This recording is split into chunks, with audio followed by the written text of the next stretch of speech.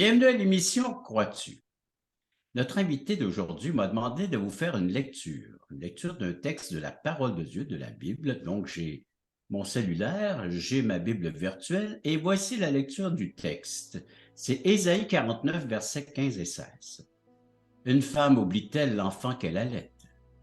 N'a-t-elle pas compassion du fils qui est sorti de son ventre?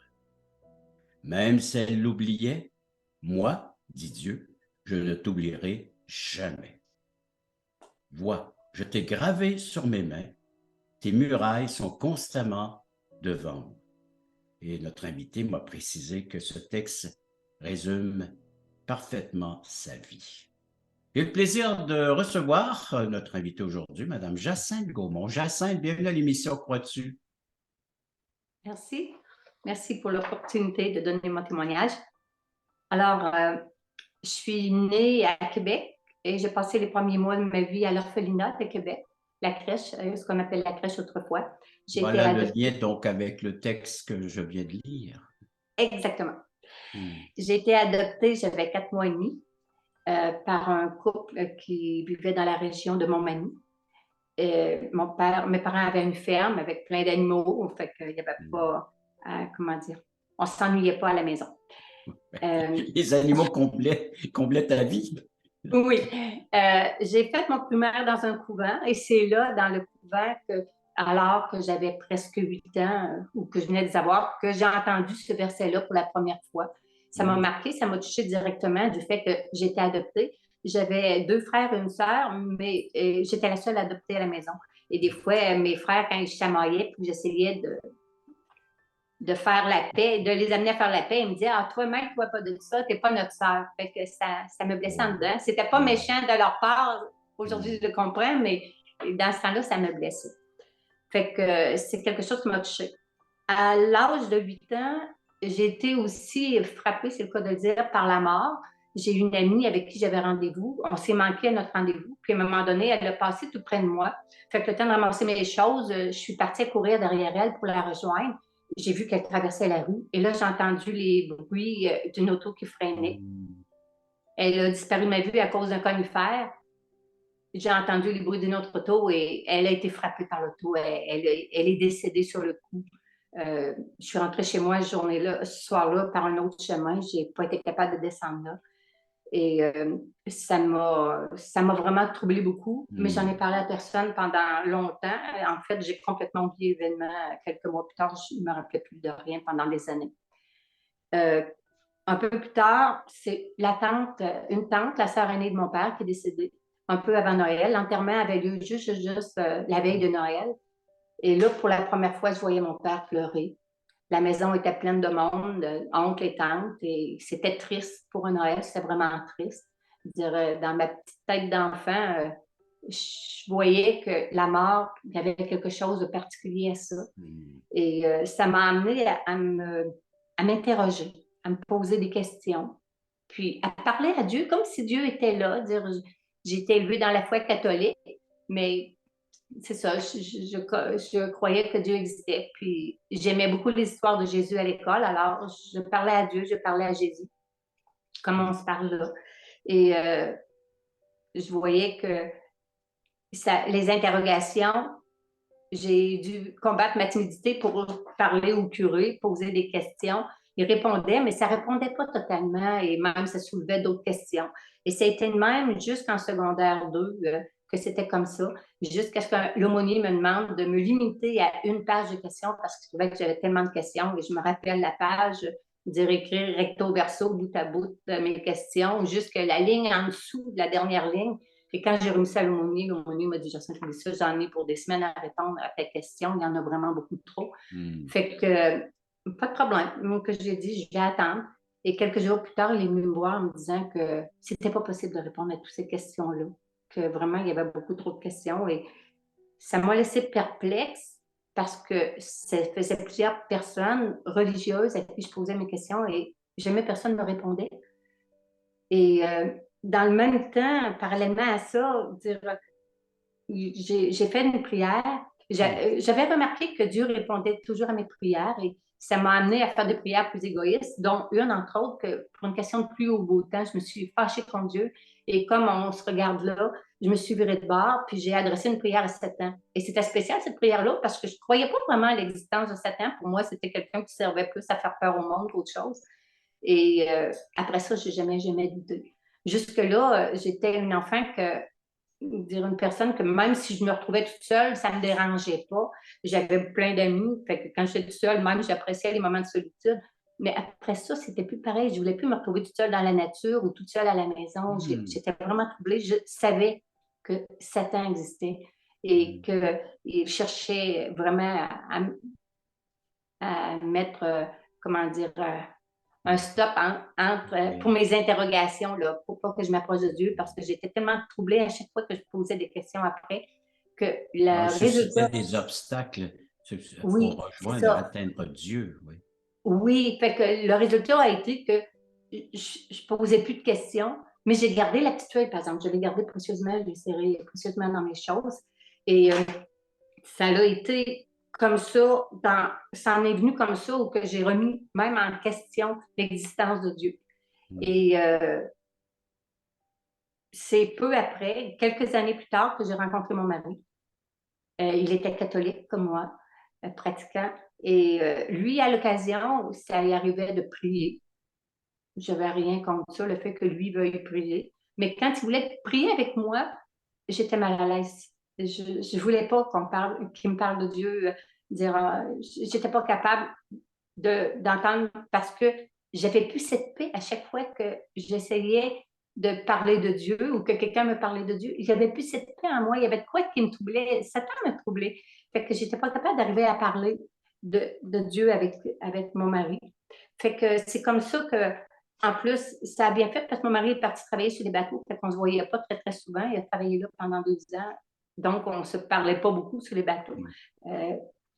Fait que quand il revenait, il y avait bien d'autres choses à parler pour nous qui étaient comme plus importantes. Puis, on s'est mariés. Puis, quand on s'est mariés, après ça, on s'est intéressé à la pensée positive.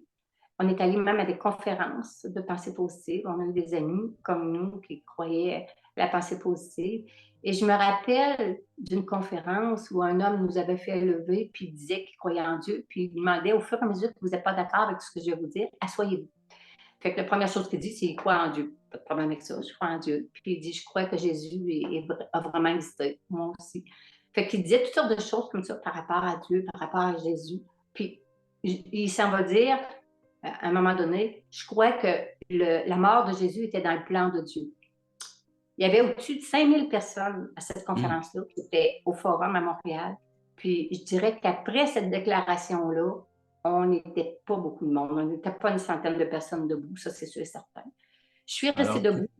ah Oui, je oui. suis restée Ah debout bon. jusqu'à la fin. Ben, nous, Et on va s'asseoir, nous, pour un instant, pour une courte oui, pause. Parce que, alors, que la mort de Jésus-Christ est dans le plan de Dieu, on va réfléchir là-dessus. Ce qu'on oui, retient de ton témoignage jusqu'à présent, c'est qu'il y avait de l'interférence entre toi et Dieu. Là. Il y avait de la difficulté à rejoindre et surtout à dialoguer avec Dieu. oui, À la oui, pause, on a hâte d'entendre la suite, Jacinthe. d'accord.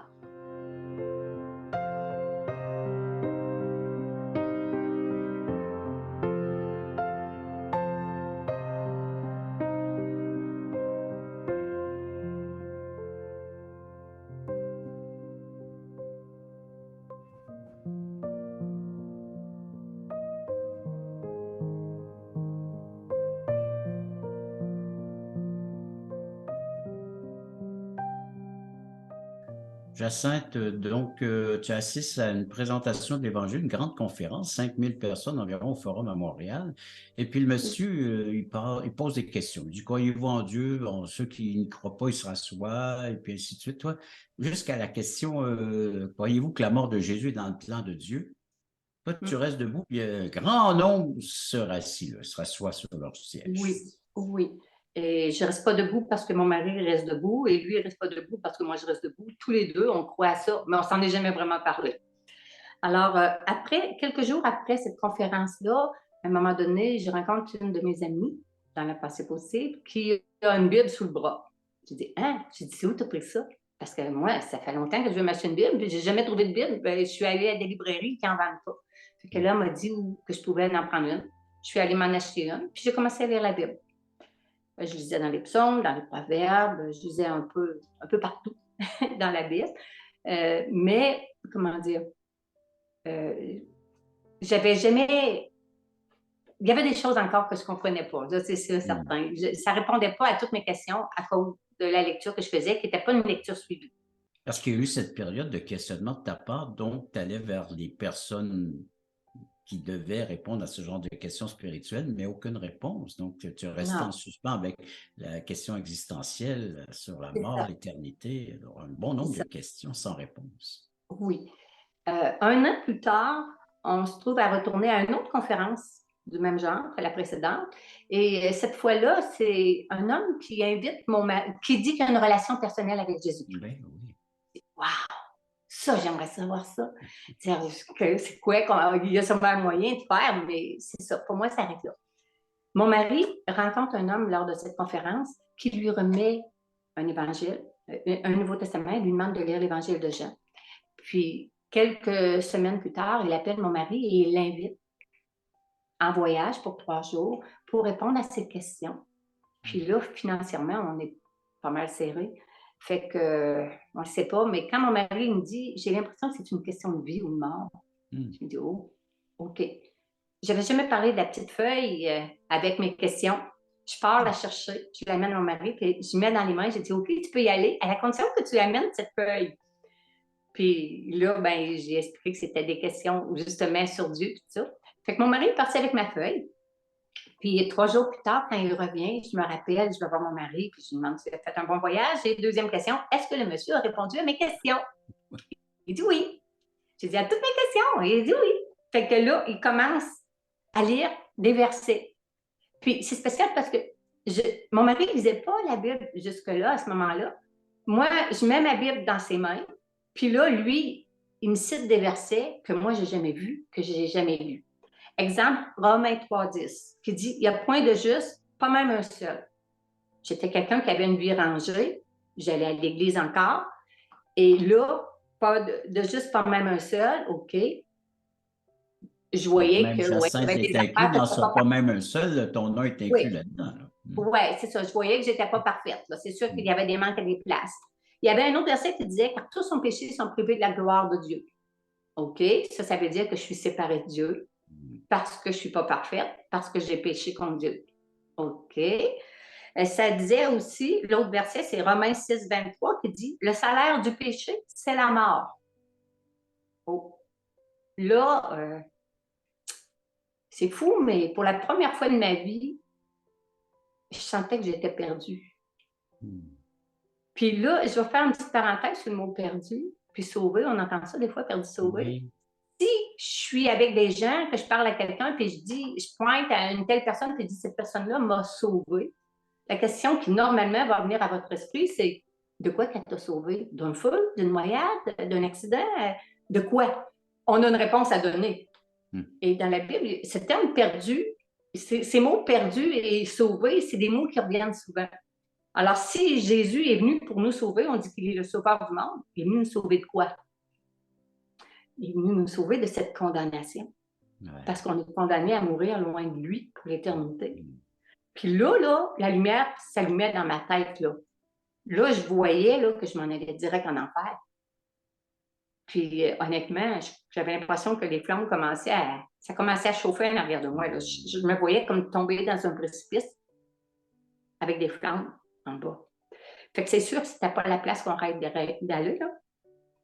Fait que j'étais pas très, très bien à ce moment-là, honnêtement. Et là, mon mari a répété le verset de Romains 6, 23, qui dit « Le salaire du péché, c'est la mort », mais il a continué, qui dit « Mais le don gratuit de Dieu, c'est la vie éternelle en Jésus-Christ, notre Seigneur. » Le don gratuit. Il y a Jean 3,16 qui dit « Car Dieu a tant aimé qu'il a donné son Fils, son unique. » Justement pour ça, afin que quiconque croit en lui, je suis inclus dans quiconque, là. Ouais. Que quiconque croit en lui ne périsse point, mais qu'il ait la vie éternelle. C'est une promesse que Dieu a faite. Puis ça faisait du bien à entendre. Et on fait ça comment, là? Puis, dire, je voyais comme une main qui se tendait vers moi, puis que j'avais qu'à saisir la main à ce moment-là. Mon mari me disait aussi que c'était important de se repentir, que Dieu voulait qu'on se repente du mal qu'on lui a fait, en le fond, qu'on reconnaisse qu'on lui a fait mal. Puis, mon mari est arrivé avec un autre verset qui dit 1 Timothée 2, 5 et 6, ça dit « Il y a un seul Dieu, un seul médiateur entre Dieu et les hommes, Jésus-Christ, homme, qui s'est donné lui-même en rançon pour moi. » Dans le fond, c'est pour moi Tu qu'il l'as est pris mort. de façon très personnelle. Oui, je l'ai vraiment compris d'une manière très, très personnelle. J'ai réalisé que si Jésus était mort sur la croix à ce moment-là, j'ai réalisé que ça n'avait pas d'importance, la gravité des péchés qu'on a commis, le nombre de péchés qu'on a commis. Dès que j'en ai un, je suis perdue. Le fil est coupé, comme on dit, au-dessus du précipice, je tombe, là. Ça me prend juste ça. Tu en Puis, il n'y a chute pas libre besoin. vers la perdition, là. Et le Oui, Seigneur oui, t'a rattrapé en chemin. Ouais. Il a oui, je descendu réalisais. vers toi. Oui, je Écoute, réalisais vraiment. Jacinthe, on va prendre une courte pause. Et après la pause, j'aimerais que tu nous donnes la suite de ton témoignage. Qu'arrive-t-il une fois qu'on comprend, qu'on saisit que le Seigneur nous a sauvés de la perdition? Vous rappelez-vous du temps où vous étiez dans ce monde totalement perdu, quand Dieu vous cherchait? Vous souvenez-vous de la joie ressentie au moment où vous êtes passé de l'ombre à la lumière? Quand votre raison de vivre par l'amour de Dieu est devenue claire? Allons, levons les yeux, montons sur la montagne pour conquérir. À la gloire de Dieu et au salut des âmes perdues, il est temps de célébrer notre foi.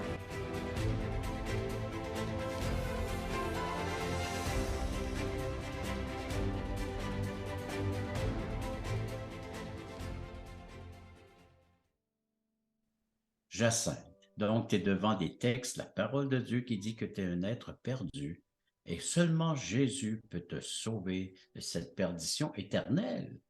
Oui, oui, effectivement. Et là, mon mari a lu un autre verset, Apocalypse 3:20, qui dit « Voici, je me tiens à la porte et je frappe. Si quelqu'un entend ma voix et ouvre la porte, j'entrerai chez lui, je souperai avec lui et lui avec moi. » Et à ce moment-là, c'est là que j'ai dit oui, vraiment à Jésus. Je l'invitais dans mon cœur. J'ai ouvert la porte de mon cœur à Jésus. Puis c'est ça que Jésus est venu. Je sais que Jésus m'a sauvée à ce moment-là. C'était pour moi quelque chose de, comment dire, une grande paix, une réponse à mes questions. Parce que ça répondait juste ça. C'est comme si je C'était voyais la réponse par excellence. l'importance de Jésus dans les Écritures. C'est la clé des Écritures, Jésus. Puis c'est la clé aussi pour un sens à notre vie. Fait que ça, c'était quelque chose qui a changé ma vie.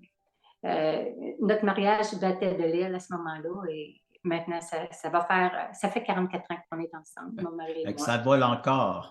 Ça vole encore.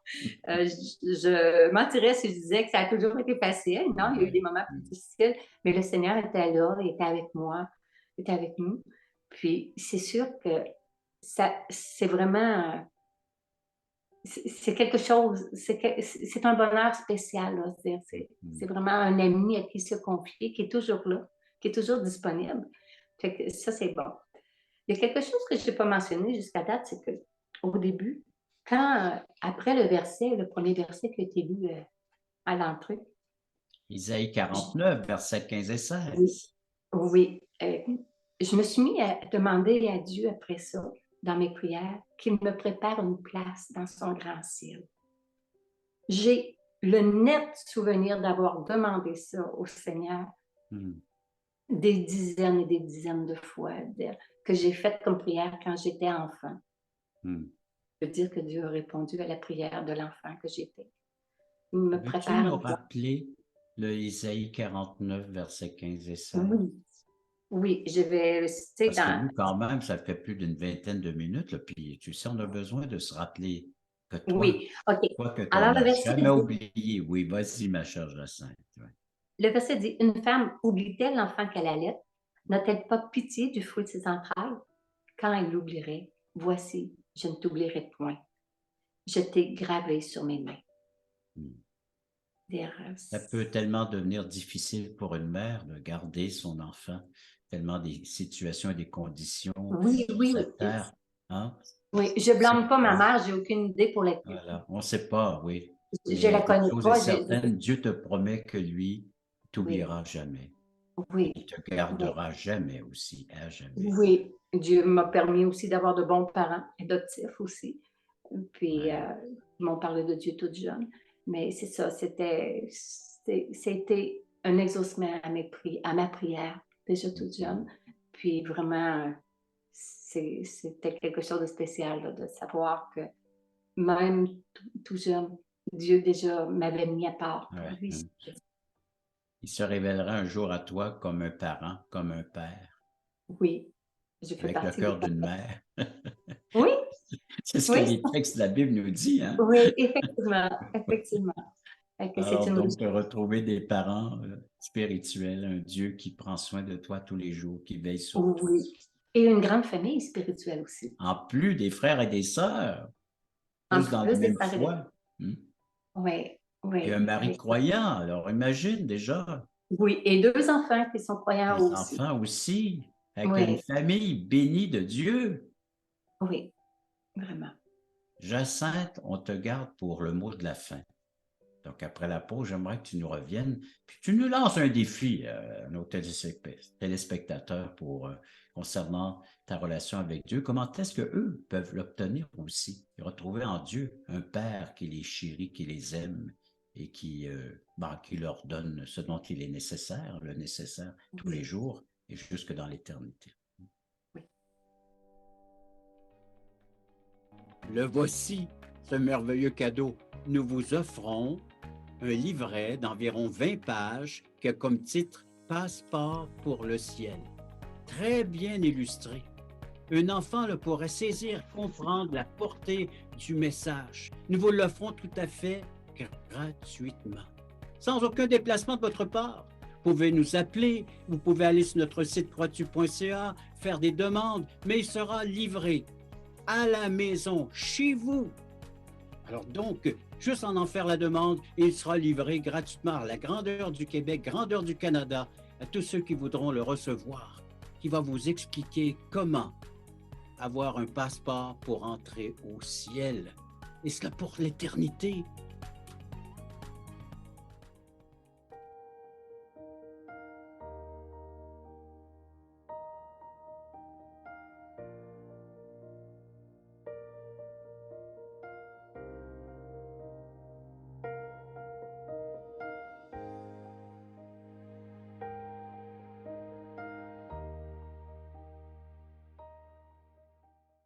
Le samedi 11h30, Croix-tu vous invite à regarder les témoignages vivants et percutants qui nous ramènent à l'essentiel. Nos invités vous dévoileront comment le Seigneur est entré dans leur vie. Jacinthe a trouvé dans la parole de Dieu et en la personne de Jésus, tu as trouvé un sauveur, un merveilleux sauveur qui est venu t'épargner le pire qu'un être humain peut vivre, c'est une perdition éternelle, hein, d'être toujours Oui. perdu sans avoir une relation avec le Créateur ou avec un Dieu vivant, efficace. Et tu as trouvé aussi un parent, hein, un papa qui veille sur toi chaque jour. Quel est le défi que tu nous lancerais à nos téléspectateurs? Peu importe qui tu es, peu importe ce que tu as fait, Dieu t'aime, puis il désire ta présence auprès de lui. On ne sait pas ce qui va nous arriver demain, personne.